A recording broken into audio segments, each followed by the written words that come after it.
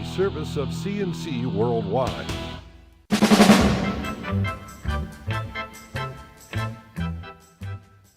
CNC Podcasts are a service of CNC News and brought to you by the Greece Chamber of Commerce, providing more than 800 member companies with business solutions since 1984.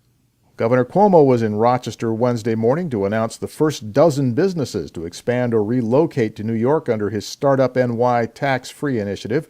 The plan sets up tax-free zones around colleges and universities where tech companies can start businesses and be free of state taxes for 10 years.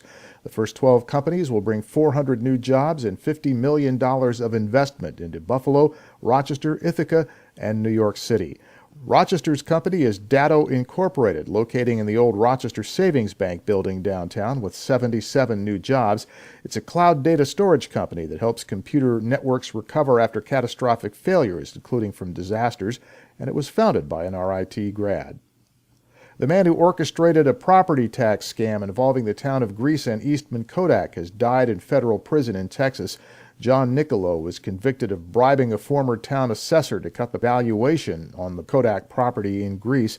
He paid kickbacks to a former Kodak property management executive who hired him as a consultant to reduce Kodak's tax bill. Nicolo then bribed the assessor and split the proceeds with him. When the scheme was discovered, Nicolo was prosecuted on federal fraud charges and sentenced to 12 years in prison. A man who twice called authorities to make fake bomb threats against Kodak has been sentenced to serve 2 years in prison.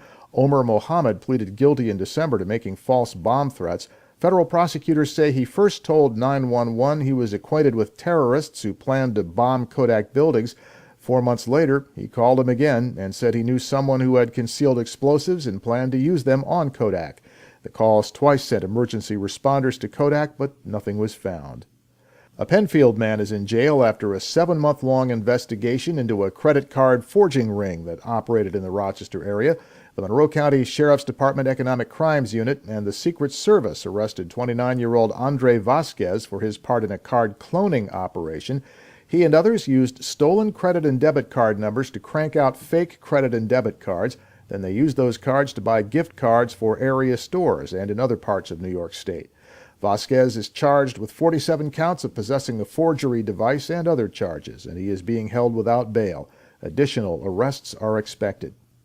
The U.S. Attorney for Western New York says a Rochester man has pleaded guilty to resisting and impeding federal officers after making a threat against President Obama. Christopher Ludwig called the Monroe County Board of Elections 2 years ago and made a threatening remark about the president.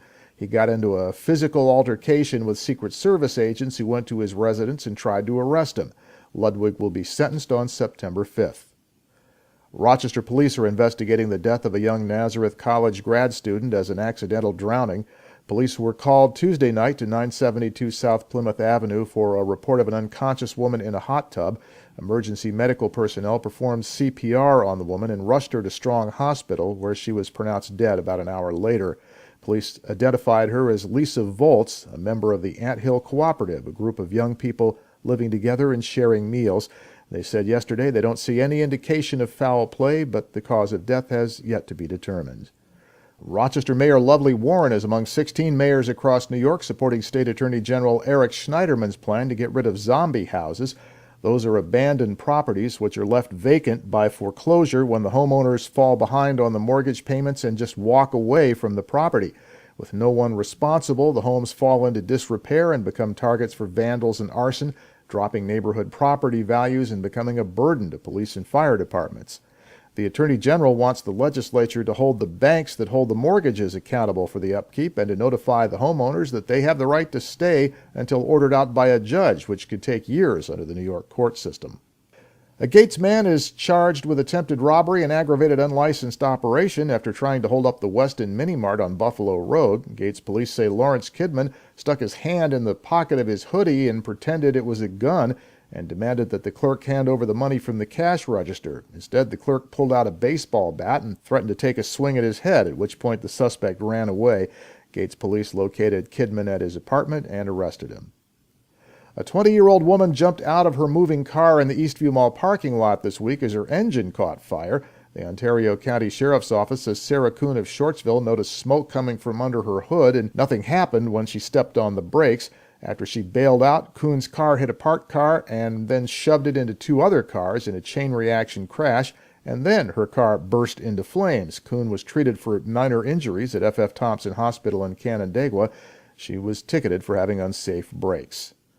Your next CNC podcast is whenever you click on one of our pages and catch one. We post updates as necessary. I'm Bud Lowell, CNC News.